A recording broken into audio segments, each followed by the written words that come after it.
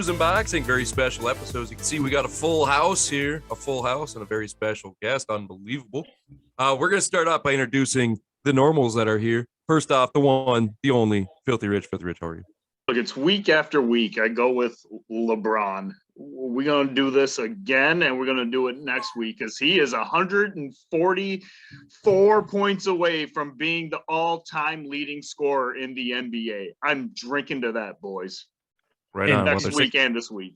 They're 6-point dogs this week, just so you know. Moving on. Also with us, as always, is the one, the only, Judge Jimmy James. Judge, how are you? I'm doing all right. Is that all time? You saying all time, Rich? So it is actually a combined of regular season and playoff. He has 144 points. Oh, okay. Anyway, so it's not all time. I thought it was all time. It is all time. Michael Jordan, baby. No, I think everything's going good. I'm really excited for the show. Got a full one. It is a full one, and of course, as you can see, we have an added guest here, straight off his fight from Stevie G last week. The one, the only, Joe Smith Jr., otherwise known as Matt from Lindstrom. Matt, how are you doing? I am doing well, and I know these guys like to do their intro, so I'm going to say something they didn't say. I'm going to switch to the better sport called baseball and say congratulations to former twin David Big Papi Ortiz for making the Baseball Hall of Fame.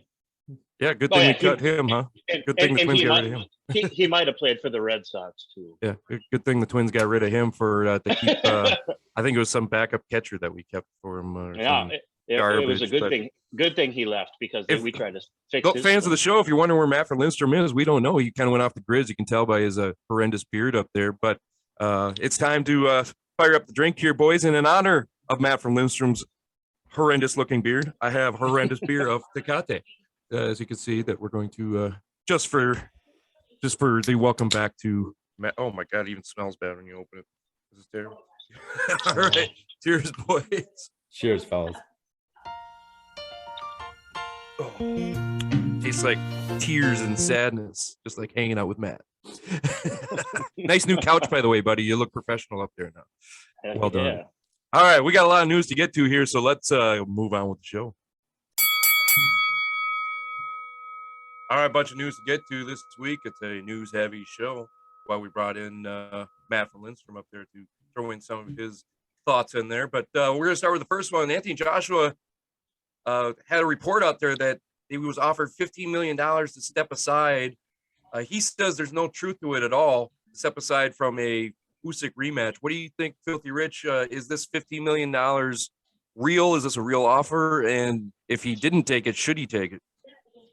Yeah, like I don't know if this is a real offer. It sounds like it was, and he's denying that he was even offered. Now let's just say he was offered, or let's say the offer is still coming to the table.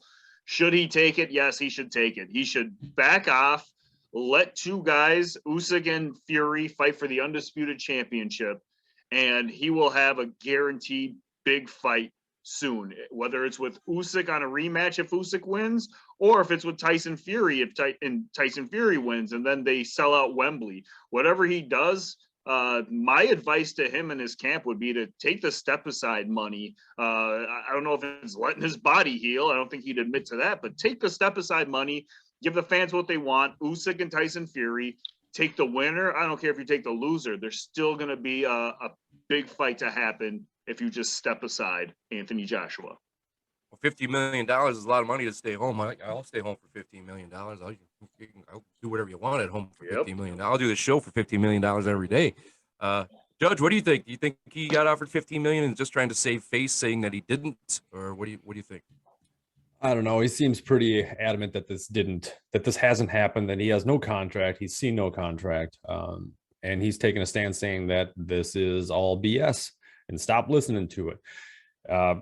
If that's the case, then he definitely just chose his path, right? If the smarter move would have been to move away from an Usyk rematch, take some free money, move away from Usyk rematch, have Usyk Fury fight, and then him fight Fury afterwards, or Usyk rematch at that point, because then it would be for what, undisputed. Then you'd have all the belts, right? So then be fighting for something, but regardless, you're probably still fighting for something no matter what with the step aside. So I don't know if it's real or not, but I mean, tough to not take guaranteed money, especially after you just made that deal with Eddie to sign for so much guaranteed money and then just put in the work to get better and learn from your defeat against Usyk. Well, Matt for Lindstrom, I know you're a guy that would never pass up a payday for free. What do you think about this situation?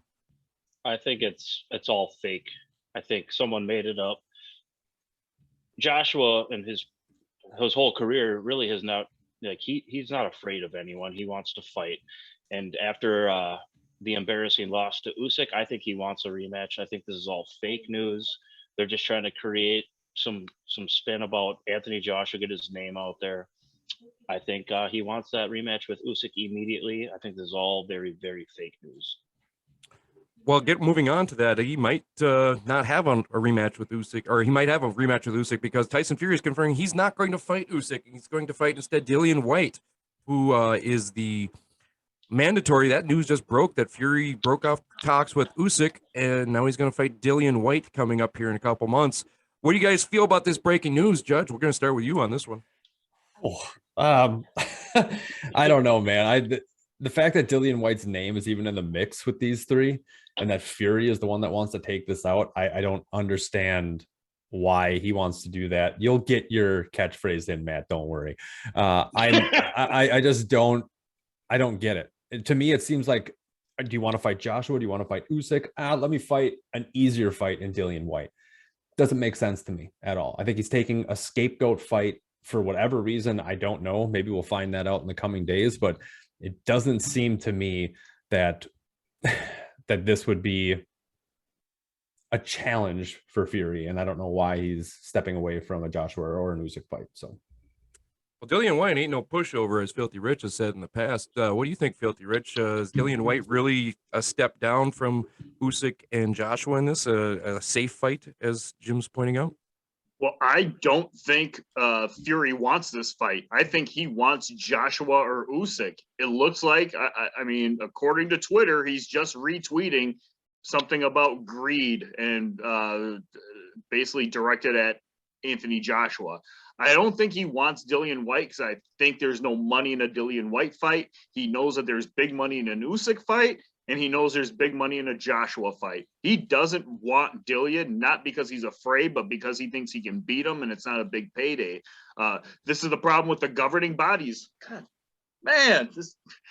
Anyways, yeah, this is a problem with the governing bodies. They don't know how to rank. They don't know how to rank anybody, and Dillian Whyte happens to be the number one contender. He is deserving to be the number one contender. You know what? This is a good fight. I'm excited for it. Good. Oh, mate, left like hook, big left hook. Go ahead, Matt. Well, I was gonna say, it sounds like Joshua might get his Usyk rematch after all. What do you think there, Matt from Lindstrom? Do you think Dillian Whyte is a challenge for Tyson Fury or not? Dillian Whyte's gonna beat Tyson Fury. I'll drink to that. With that left hook. Yeah, I'll drink to myself too, Richie. Short and to the point, or do you have any more on that? No. I got. Oh, not a lot, but okay. Everyone fears Usyk. No one. Fury wants nothing, not one thing to do with Usyk. Usyk will box him up and beat him on points, guaranteed. Dillian Whyte might even knock out the Fury because guess what? His jaw ain't that good. Well, Tyson Fury's never been knocked out, but he's been knocked down and knocked into the next week, but then still. Wait, hold on. You know who put Tyson Fury down? A lot of Steve people. Cunningham. Yeah. I'll put you down. Well, we'll see exactly what happens when this fight gets confirmed. It sounds like it's going to be happening, but I don't think they have a date set for it yet here. So we'll talk about it as it gets closer. Next bit of news, this is a historic bout, which we don't get to talk about ladies boxing very much, but Katie Taylor and Amanda Serrano are going to clash at the Madison Square Garden on April 30th, according to The Ring. How excited are you guys for this fight? James, we'll start with you. Oh, this is the queens of boxing right here. Like, these two ladies are 1 and 2 as far as I'm concerned, and Katie Taylor's resume is ridiculous. Serrano's resume is also ridiculous. This is going to be, I'm hoping this is going to be a slugfest, man. I think both of these ladies have gone, Serrano's gone like 7 divisions, man. She's like a little Pacquiao type. in terms of where she's come from to where she is now. And then Katie Taylor's obviously just a gold medal machine. So I just think it's a really good fight. If you're ever going to tune into a woman's fight, this is like a mega fight. This is going to be the fight that we'll probably talk about for a very long time, and that has been talked about for a long time. Finally going to get made. So very excited. Fight of the decade in women's boxing for sure. What do you think, Matt from Lindstrom? What do you think about Taylor versus Serrano? I love it. I think this fight on its own in women's boxing could sell pay-per-view. Serrano versus Katie Taylor. Serrano's been, she's an older gal, but she's done everything in the sport and really hasn't made any money in the sport until just very recently. And she's gone through, she came up the hard way, where Katie Taylor is the prospect and then the future. I think it's one of the better fights you can make at men or women in fighting. I saw it come up and I was very excited about it. I think it's a great fight. I could tell you how I think it's going to go, but I don't think we're going to talk about that right now. No, we're going to wait till April for that one. But maybe this will propel women's boxing just kind of like the UFC propelled their women's boxing by having a mega bout or two. And then all of a sudden women's UFC became mainstream. What do you think, Filthy Rich, on this fight? How historic is it and how excited are you? Yeah, this is probably the biggest fight since Charlotte Flair, Becky Lynch, and Ronda Rousey at WrestleMania. This is huge, and I really hope that the two of these ladies get to headline the pay-per-view. It would be a injustice, a travesty of injustice, whatever the phrase is, if these two aren't headlining a pay-per-view. And I hope they make good money, and I hope James makes a lot of money because I'm going to his house to watch it. I'm drinking to that. Hey, I'll drink to you too because I might even show up for that one. Well, it's hosted on DAZN, and it looks like they are going to be the headliners, which is pretty sweet for women's boxing, I'll tell you that. And we need to do a women's boxing ranking here soon in our brews and what do we call that? The Filthy Five. That's what we call that. I drew a blank there. Right on. All right, let's move on to the next one here. Demetrius Andrade is vacating his 160 title. He's moving up to 168 because he wants Canelo. And the only way you get Canelo is to move out of 160 and move up to 168. After Canelo tells him he's trash and he's nothing, he's not even a boxer. What do you guys think? Is this move actually going to get him a fight with Canelo? This move to 168, I hear he is going to be fighting for the mandatory for Canelo, but will Canelo care about his 168 belts? Filthy Rich, start with you. Look, here's kind of what's going on. He's leaving 160, and the rumors are swirling that he is afraid of his mandatory. Let's table that for a second here. Going up to 168 to get a Canelo fight makes seems like the most logical approach here. He has to fight Frank Sanchez or somebody, Frank Sanders. I don't know who he's fighting, but he is fighting a guy who's been number one for Canelo's title for a while now, and they didn't want to disrespect him. So they're going to put Andrade against this guy, and whoever wins gets a shot at Canelo, apparently. I think this is a smart move for Andrade to leave 160 and go up to 168. That's where Canelo is, and that's where the money is. Yeah, if he's going to fight Canelo, he's got to leave 160. Canelo's not coming back to 168 anytime soon. Judge, what do you think? Is he going to get his 168 fight with Canelo, or is Canelo just going to keep moving up and going around? I don't think we don't. I don't know why Boo Boo is moving up to 168. If he keeps saying that he's getting ducked and he can't get fights, I guess so be it, right? But he's moving up. And he's fighting Zach Parker. Zach Parker is just a UK guy. He's literally one of the UK champions. Been like Rich said, like the number one contender for a very long time for that half of it. I don't really know what Boo Boo's trying to do. He obviously wants a big payday. He wants to fight Canelo. He thinks he's got the skills and can showcase them to get to make a fight and get a lot of money and prove to the world that he is as good as he's touting himself to be, right? He's still going to have to go through. Zach Parker ain't the guy to fight. I'm telling you that right now. If you want to impress Canelo, you're going to have to try to get Benavidez or somebody he hasn't fought that's been very touted, right? I mean, there's still BJS out there. Never know he's going to come back. Caleb Plant. that's like it at 168. There's really only those two guys, and I don't know. I just don't understand the move. I guess I can kind of get the move, but it just, I don't know. It just doesn't make much sense to me. Well, it seems like Canelo has no interest in fighting him at all. Canelo says he's trash, leave him alone, get out of here. So I don't know exactly why he thinks moving to 168 is going to get Canelo's attention, but it's not. But you're not going to be able to fight Canelo at 160 anyway, so you'd have to move up regardless. What do you think, Seabach? Do you think he's moving up to get his Canelo fight, or is this a bad move for Boo Boo? Boo Boo at this time is only looking for a payday. That's all he's looking for. He knows deep down in his soul the Canelo will break him. He just wants to get paid. Everyone wants to get paid. Canelo's the biggest name in boxing. Why wouldn't you? And why would you, I understand you're moving up a weight division. Yeah, you take on a guy that I don't even know about, to be honest with you.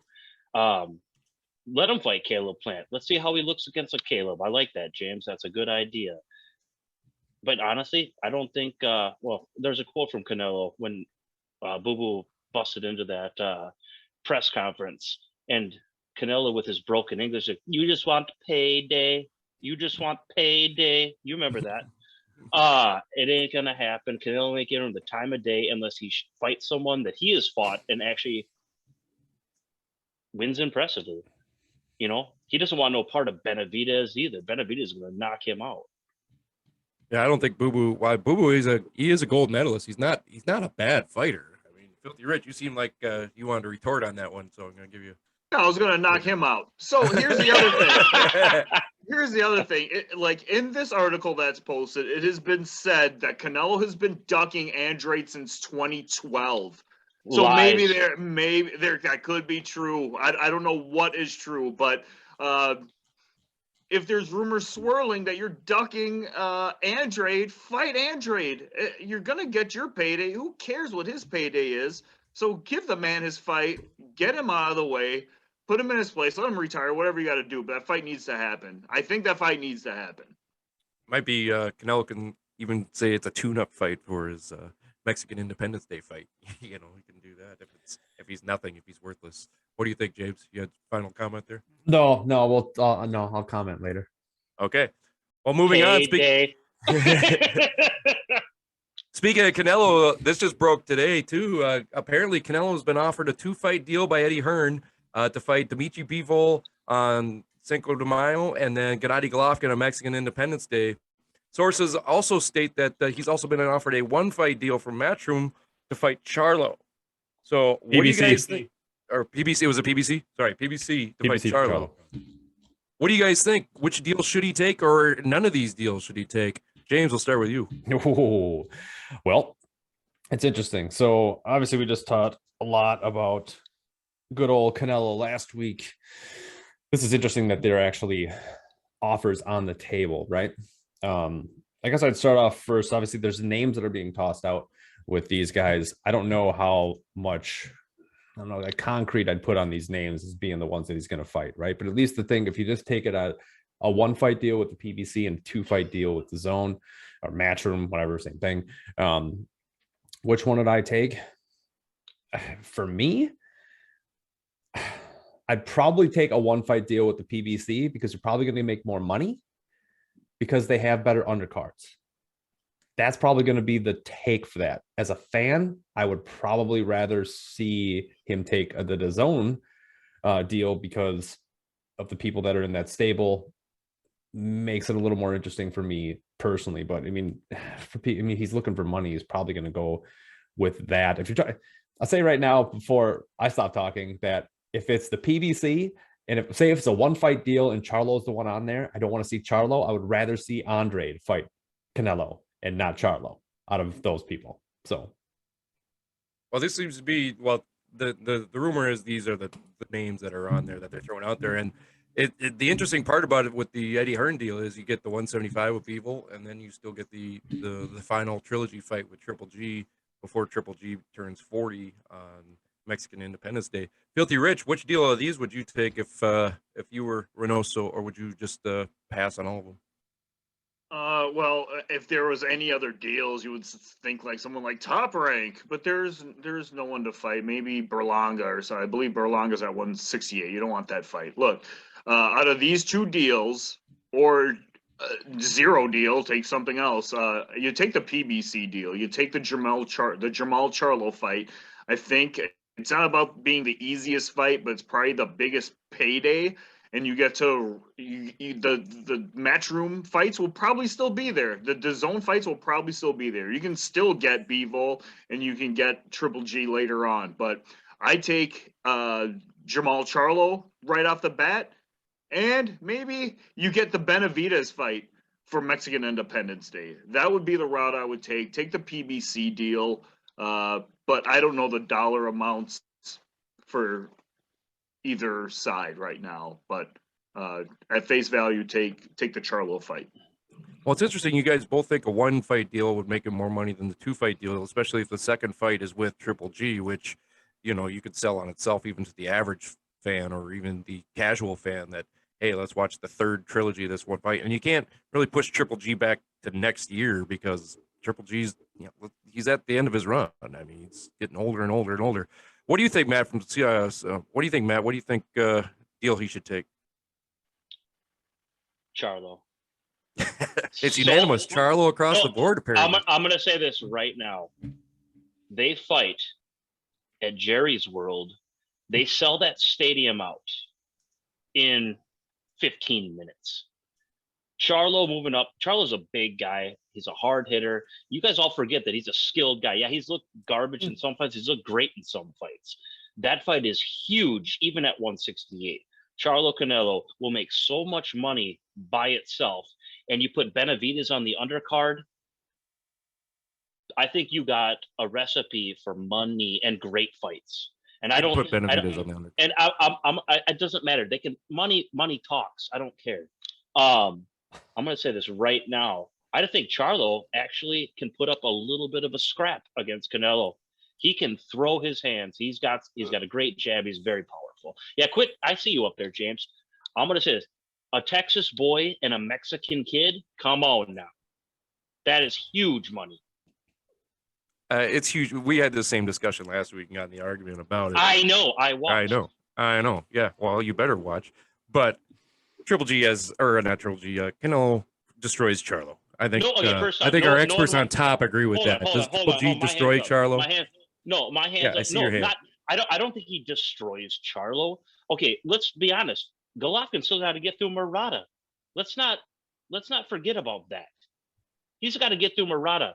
I honestly don't think Golovkin's looked all that great. He's going down, and I don't even want him to fight anymore. So I think that fight with Canelo, that would just be like old Golovkin versus a prime Canelo it's a horrible idea, especially for Golovkin's health at this point. Golovkin's got more heart than anybody in boxing. He's that's why put up a giant fight against him. That's why he gets hurt. And that's why he gets hurt. I don't think he gets hurt against that. It's horrible. You guys both on top there, as I asked this question a second time, the guys on top here, do you guys both agree that Canelo destroys Charlo? Yes, no? I think it's a pretty close fight. The guy's on top. Hey, you relax there, Matt. Rich, take it. Look, I will say it probably goes a distance. He probably wins on every round because Canelo is Canelo. They just give him rounds if it's close. But I will say Benavidez on the undercard, get him his match with Uzcategui like what was supposed to happen, or give him a match with Caleb Plant and the winner takes. But David Benavidez can sell a fight. That dude has vocal skills. He called out Charlo after his last fight. He called out Canelo. I think Matt's onto something here. Put Benavidez, if he's willing to accept money as an undercard fighter, put him on the undercard, interview him after he beats whoever they set him up for. And he's gonna get that crowd. He's gonna get that crowd, a ruckus crowd cheering for him. Richie, I will drink to you. I'll drink to you, Matt. All right, James, explain to these guys why they're wrong. Oh my God, this is clowning. This is horrible. They're just looking for money grabs. Yeah, they're just looking for payday. Just looking for payday. That's what these guys are looking for, paydays. I mean, like I said this before. I don't think that Charlo fight's ever going to happen. If we're looking at it this way, and if you want to think about like Canelo's legacy, he would probably gravitate towards the Matchroom fight because he's going to fight Bivol. he's gonna beat Bivol. Bivol ain't got no power anymore. That's the easier fight It's a out of all these 175. fights. It's up at a different weight. It's getting a 5-division champion, and then after that, he can pick his fight after that. I know they've said names, but I don't want to see another rematch with Golovkin. It's just too old. Like, it's just past, right? You can say if you want to play devil's advocate, the only good thing you can say is Triple G really hasn't fought, so he's probably pretty fresh. So that'd probably be the only the benefit to that part. But yeah, I just don't. Charlo doesn't pose any threat to Canelo at all. Well, it'll be interesting to see if he takes any of these deals or if he mix and matches these deals. Maybe he takes one fight from one fight from the other. What? Okay, your hand's up. I see it. Yes. James, did you just say that you basically just said that Bivol would be easier to beat than Jamal? Didn't you? Yeah, I said that. Oh, yeah. He also said he'd be the easiest at 175.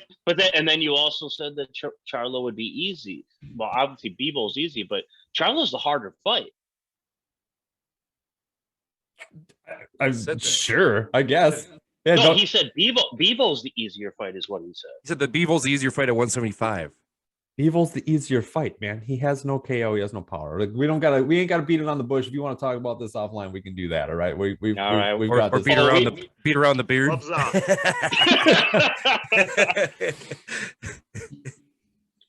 All right. Well, let's move on. Some sad news for Judge Jimmy James here, busting in the news here late. His mega fight is out. Juan Francisco Estrada has pulled out of the fight against Chocolatito. Oh, excuse me. That was the attack of the Tecate there. Juan Francisco Estrada has pulled out of the Chocolatito rematch because of bad training due to COVID. Chocolatito is now going to fight Julio Cesar Martinez, and that is official for March 5th. Judge, how sad are you? And can we still come over and watch the fight? Yeah, we can still come watch it. I'm pretty sad. I really wanted the rubber match, man. I really wanted the rubber match big time. I think everybody wants this rubber match. Like, this is just the fact that these two guys still want to go at it for a third time, given where they are in their career, where they fought in 2012 and now they fought again. Now they want to fight again. That's just awesome. God, their fights are great. Love Chocolatito's so awesome. So, but this isn't going to be an easy fight. Julio Cesar Martinez is a nonstop fighter, kind of the same way as a Chocolatito is. So this is going to be pretty difficult for Chocolatito. So definitely upset, definitely bummed out, but it's still going to be a good fight. Probably borderline on awesome. Yeah, it's pretty much going to be the same style of fight, it seems like. But I don't know. What do you think, Filthy Rich? Is this good enough replacement? I mean, it is. Martinez is moving up for this fight. I know he's excited to fight a living legend. One thing I worry about is I'll drink to you, James. Well, we're not going to get this rubber match. I think Estrada's probably done. When he comes back, he's not going to be fighting Chocolatito. He's going to fight someone else, and we're going to see the downfall of Estrada. And maybe there's a rubber match to call it quits, but like it's not going to be what it could have been had Estrada not pulled out due to COVID. I think this COVID thing is going to ruin his career. That is it. But yeah, it'll be a good match. I think Chocolatito is probably going to win though. Yeah, I think Chocolatito won the first two anyway. But anyway, they said he says he's had some problems with breathing and lingering effects from COVID, and it's just lasting too long for him, which is a scary thing if he's got long-term effects. You know, we've all seen how that happens. Seabach, what do you think about this late replacement of Julio Cesar Martinez? It is what it is. We all love Chocolatito. He's one of the most entertaining fighters of our generation. I'm glad he's still fighting. Because I'm going to miss him when he's gone. As long as he's active, I will watch him. And I don't care who the hell he fights. I will watch him. Yeah, COVID messes up a lot of fights, man. It's like, it is what it is. And he's getting up there in age. So anytime he fights, I watch it. I don't care no more. I want to see him in the ring and also retire with his faculties. That's all I can say about that. You guys have the ages on Estrada and Chocolatito? I didn't happen to have it. I Dude, wanted to look it up. dude, you just said like as Chocolatito's been like he's on the end. He's 34 years old, dude. He's been literally around forever, 34 though. years old. But James, he's been in wars. I get that, and that's fine. He does He's, have like he's an old 54 34. fights. He's a very He has, old 34. like, Those little guys do not have long careers. Yeah. They really don't in history. That's fair. I know Yeah, that's fair, but it is funny that we talk about this and it's like, oh, 34. How old is I Estrada? know. Well, yeah, I'm I don't going to know. be 40. That's like I know. You guys don't know how old Estrada is? I do not. I think he's fairly close in age as well. Can't be too far off. Right on. I mean, I haven't been punched in the head as much as Chocolatito, and my brain's pretty scrambled. Well, that's It's because like, there's a lot of come room on. for it to bounce around in there. You know? That's the reason, you know. And you don't have that beard cushion back in the day when you're getting punches like you do now. I know. so. I could go rounds with this baby. Well, yeah, sure. All right. Last bit of news we got here is the WBA and their Infinite Wisdom reorders the Gervonta Davis versus Rolly Romero fight. What do you guys think, Judge? Start with you. All right, I'm on a roll today. You're on a roll. So yeah, this is why not, right? This is fine. Romero was, I mean, kind of sideswipe when he had his fight lined up, was going to get it, and then had the allegations that came out and was found to be innocent of his allegations. So I mean, the guy is also a little crazy. It was like what 90 degrees, and he was wearing a fur coat. Like I remember that. It was mink. Whatever. Not But either that way, fake mink either. yeah, this is going to be this is the fight I would watch. I think this is still a shut up fight. Like Rolly is talking mad trash like he always does. He thinks that he's going to knock Davis out. I don't think he has the skills to do so. And I think might as well. Let's get one more. Let's have Davis fight 3 times this year. Let's get this one in the books. Let's get it off the books and let's move on. I agree with Judge. What do you think, Filthy Rich? Do you agree? Well, yeah, for one, the charges were dropped. He was not innocent. There's probably going to be more charges coming up before this fight happens. So don't get your hopes up. There's probably going to be some more allegations coming out in that's what my sources tell me. So outside of that, I mean, I think Davis is going to pound this guy, just like James said. I don't think Romero has the skills to compete with someone like Davis, but these two guys hate each other, and the build-up to this fight is going to be very exciting, the way it was not too long ago. But alas, there will probably be some more allegations that may postpone this fight once again. Z-Buck, do you have any final thoughts on Tank versus Romero? I'm excited for this fight because they can promote the hell out of this match. They can promote it so much because they really do. They have animosity towards one another. And Rolly Romero is kind of I don't want to use bad words on the show, but he's not a good man. And bad person. like Gervonta Davis, like he wants to cause physical affliction and pain and everything he's got against Rolly Romero because he keeps talking. I'm excited for this fight just to see fireworks, and they can promote this to this, Rolly Romero, one of his best friends, Teofimo Lopez, both loudmouths. You know what? Oh, they can. Throw Billy Joe Saunders in there, and they'd have the trio of people I don't like. Anytime you see a fight, Rolly's there, and the camera always goes to Rolly Romero because they know he's playing the what's that? The nemesis, the bad guy every time, villain. and he is a bad guy, so it works great. And then now you can make Gervonta the hero from Baltimore. I love it. I think it's a fireworks show. I think, I'm not going to do previews now, but I'm excited for it. I want to watch it. Right on. Well, that's it for news this week. A lot of news there. We got some other stuff to get to, so let's go ahead and move on with the show. Brews and reviews time. Hey, Judge, little virtual high five. You and me got it right. Magsayo is the new champion. Gary Russell Jr. loses the decision, a majority decision. If you ask me, the cards were way off, but we'll get to that in a minute. Why don't you break this fight down for us a little bit? Gary Russell did say before the fight, I know you're going to touch on that he was injured, but he's not going to tell you where. We did find out it was his jabbing shoulder, apparently, because he didn't throw a jab, I think, the last 8 rounds of the fight. So, James, why don't you break it on down? Yeah, this was it was interesting. It came out obviously we didn't know what the ring rust was going to happen, right? Because Gary Russell only fights like once every century or something like that. He's like a Highlander, or who knows what happens. But so it came out. We didn't know how he was going to come out. And he actually looked, to be honest, he looked pretty fresh. He looked pretty good. Now Magsayo came out, and he looked also, in my opinion, pretty good. He was doing what he needed to do against Russell. He was cutting off the ring. He was attacking. He was staying active. He wasn't essentially staying, just right in front of Russell.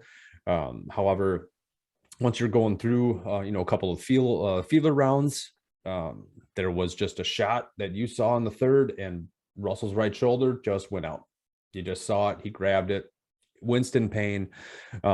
In the corner, they literally were talking, can you do this? Can you do this? And you could see, he said he's fine, but you saw his facial expressions, and it was, it was like he was wincing bad. So it wasn't fine. And then he tried to do, this is where I'm going to put my thing out. He tried to pull the Lomachenko and thought that he could win the fight without throwing another punch, except for one. He thought he could win the fight with one arm instead of just pulling out, and putting his pride aside and just taking it that way. He went the whole way. Obviously, Magsayo wasn't doing, he was cutting off the ring. He was missing a lot. Like, Russell did have some very good defense, but I mean, you ain't Willie Pep, man. This ain't 1930 anymore. You're not going to be able to win a fight not throwing a punch. Lomachenko should have saw that. You should have just backed out of the fight if you knew you were hurt. So kind of a bummer, but I give him props for staying in it. I didn't think it was that far off with the cards. I had it 116, 112 for Magsayo. But I mean, hopefully this lights a fire under Gary Russell, and he comes back and actually does something, is more active, maybe fights 3 times a year, because he's still a young-ish, 31 years old or something like that. Like, just come back and prove yourself different, right? That's what you need to do. I thought it was a good fight with Russell, but yeah, I don't know, man. That's probably about all I got on that one. Wish 21-year-olds have more fights than Gary Russell Jr., I'll tell you that. But Magsayo, I thought, they kept talking during the fight that he needs to take advantage of Gary Russell having one arm and just stepping to the right side to avoid that. He can't get hit. And the only problem I saw in Magsayo is he wasn't finishing. He wasn't going for the killer knockout or anything like that. He had a lot of power, but I had Magsayo winning 8 rounds, if not 9 rounds. But you say, you can't win a fight without throwing a punch. Well, Gary Russell almost did it. One judge had it as a draw, which is ridiculous in my opinion. I thought you still have to, whether the guy's hurt or not, how much heart he's got is irrelevant to the guy lost the round. The guy lost 8 or 9 rounds is what I had it at. So I thought it was ridiculous. That was a majority decision. I should have been a unanimous decision all the way across, is my opinion. Matt from Lindstrom, what do you think? What's your opinion? You've watched it 3 times. I did. And Mr. Gary Russell, the moniker that I want to give him is Mr. Inactivity. I think that had a huge problem. Like, the reason he got hurt is because he does not fight very often. And he is not 31. He's 34 years old. He's not young by any standard. He said he's always in the gym. I get that. But being in the gym is not the same as fighting. I think he came in with some slight injury, and what boxer doesn't? Most men are hurt when they come into a ring in some form or the other. I thought Magsayo won. I'm not going to take that away. I'm also not going to take away from the fact that I think Gary Russell showed heart, skill on a different level. By no means, I think Gary Russell's done. Hopefully his injury is something that can be recovered within 6 to 8 months, but we'll see. I don't even know what the injury is completely. But it looked like it hurt. But I mean, he actually implemented a lot of Lomachenko moves after the 4th round, after he got hurt. He didn't throw one jab after that point. He threw a straight right, and he landed cleanly with that straight right with one arm through the rest of the fight, to the point where a judge did give him an even round or an even scorecard. And all honesty, he could have taken that. That fight could have been called a draw. I'm just going to tell you that right now. Because just remember this: Gary Russell is the champion. You have to come in and beat the champion. Remember that. Gary Russell is the longest reigning titleist or whatever at that weight, or maybe ever. I don't even know. It's like I don't know how many defenses it was. This isn't wrestling, Seabach, Seabach, where you have to pin or submit the guy. He won 9 rounds. I mean, I'm just now saying, won 9 rounds. No. But honestly, Magsayo started out hot and fatigued out for a lot of that fight and did not keep his foot on the pedal. He let Gary Russell back into that fight with one arm.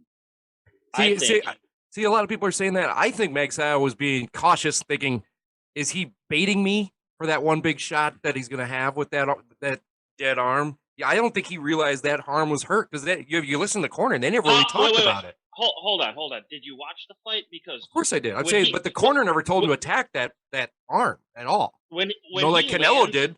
When he lands, wait, hold on. When Gary Russell lands his right and hits Magsayo's forehead, you physically watch Gary Russell almost drop to his knee in pain. How do you not know he's hurt? I'm just saying the corner didn't have him attack it like Canelo attacked injuries. You know, you attack that injury. You keep attacking that injury because he's hurt. That's what you do. And he never went for that arm. It was weird. It was and the corner kept talking. They never brought it up that, hey, hit that arm or step to the side, step to the right. He can't hurt you. You know, maybe because his idol is Manny Pacquiao. And Manny would have been smart enough to attack that arm too. No. Manny Pacquiao is the nicest man to box. He's still going to attack the arm. Manny Pacquiao is not training Mark Magsayo, right? That is totally Freddie Roach. If Freddie Roach didn't tell him what he needed to do, then that's on Freddie Roach, right? If he did, right. Mark Magsayo did not identify that himself and also didn't take advantage, that's on both of them. So we don't have to bring Pacquiao into this mix. This is just the way it is. Filipino, nice men, talented, and you know what? This Magsayo guy, he's not going to be at this weight much longer because that's a large man. James, do you have anything to add to what I brought up there to counter Matt from Lindstrom or not? Well, you lost, Raider. I did not lose. Whoa. Tone it down there, Bush Latte. All right. No, I think we just need to move on to see what's next for both these guys. Yeah, he's either Bushwhacker Luke. All right, let's move on to Filthy Rich, who's going to tell us what's next for Gary Russell Jr. and Magsayo, the new champion. Let's start with the new champion, Magsayo. Where's he go from here, Filthy Rich? Well, I was going to start with Russell Jr. Well, fine. Go with Russell Jr. then. All right, I'll go with Magsayo. So with Magsayo, I think Matt makes a good point. The dude was the visibly bigger guy. Like he looked bigger than Russell. I like what I saw from Russell, ring awareness and stuff like that. He was able to utilize every inch that he could. Look, I have Magsayo still at this weight, while Gary Russell Jr., who missed weight, actually made the scale later on and made weight. I have him moving up. But let's start with Magsayo. I still have him at featherweight. I think his not number one challenge, I don't know how to put it, but he's now a title holder. Warrington and Kiko Martinez have a fight coming up. That is probably the next fight you want to do. You want to take a belt from the winner of those two. Then another fight may want to look at for Magsayo. Lee Wood and Mick Conlon have a fight coming up too, and I don't know if either guy has a belt on that or if it's for something, but Mick Conlon's coming for someone, and I think Magsayo would be a guy he would like to go after. It sounds like a big money fight for both guys. And lastly, the number one ranked guy, according to Ring Magazine and many websites, a fight that's probably won't even happen because television contracts get in the way, but Emmanuel Navarrete. I think that would be a good fight. I just don't think that one is going to happen because ESPN is going to prevent that somehow. Now, as far as Gary Russell Jr. goes, again, I have him moving up to 130. And there's a lot of talent at 130, but right off the bat, me and James disagree on this historically. Historically as in like 2-3 years of the show, but I say when you go up a weight division, you want to take somebody who's probably an easy fight to see if you're comfortable at that weight. The first name that comes to mind is O'Shaquie Foster I had him ranked in our divisional rankings last year. He is this up-and-coming showbox guy, according to Ring Magazine. Ring has him at like number 8. So this is a guy you want to beat up before he hits his prime, because in a couple years, he might give you problems. Lamont Roach, a guy who's past his prime. Again, this is a guy you can beat to see if you're comfortable at 130. Go after him. And then finally, a fight that can be made, because both guys are on Showtime as for now. And a fight that would probably do really well in the ratings and the dollars and stuff would be Chris Colbert, who has a fight coming up pretty soon. But yeah, those are 6 names out of the 2 guys. If I were to predict the future, those would be the fights I'd like to see as a fan. No interest in a rematch? I don't think these guys make weight, but Matt makes a good point where Magsayo looked pretty big. I don't see him vacating these titles. I don't think it would be smart for Gary Russell to stay at 126. I think Gary Russell needs to move up, but I think the fans would want to see a 2-armed Gary Russell rematch. So I would not rule that out. Well, maybe we'll see a 2-armed rematch in 2023 or 2024 when Russell decides to fight again. Yeah. Magsayo is the new champion at 3.5 to 1. Congratulations to those who listened to me and Judge Jimmy James last week. I know a few of you sent me messages saying thank you for that one. You're welcome. We nailed that one, James. Good job on that. You had it going split decision though, I believe too. So you got the closest one on that one too, I believe. I had knockout, I think, in 11th, and then Rich had unanimous decision for Russell. So that was before when the information changes, so does my opinion. And had I known there was an injury and missing weight, I wouldn't have went that direction. You did text that, so that is true. He did say that. He wasn't able to say it on the show. We film it on Thursdays, so that's that's the break that we sometimes have, that there's some late breaking news that for fights coming up. So good job on predictions here, fellas. Good job on breaking it down. And yeah, that's it for Brews and Reviews this week. So let's go ahead and move on with the end of the show. That's our show this week. Big welcome back to old Matt from Lindstrom up there before he dies up there up in the boonies. Hey, hopefully we can have you back for the super fight of the year coming up on February 19th. You know what fight that is, right? Big super fight on February 19th.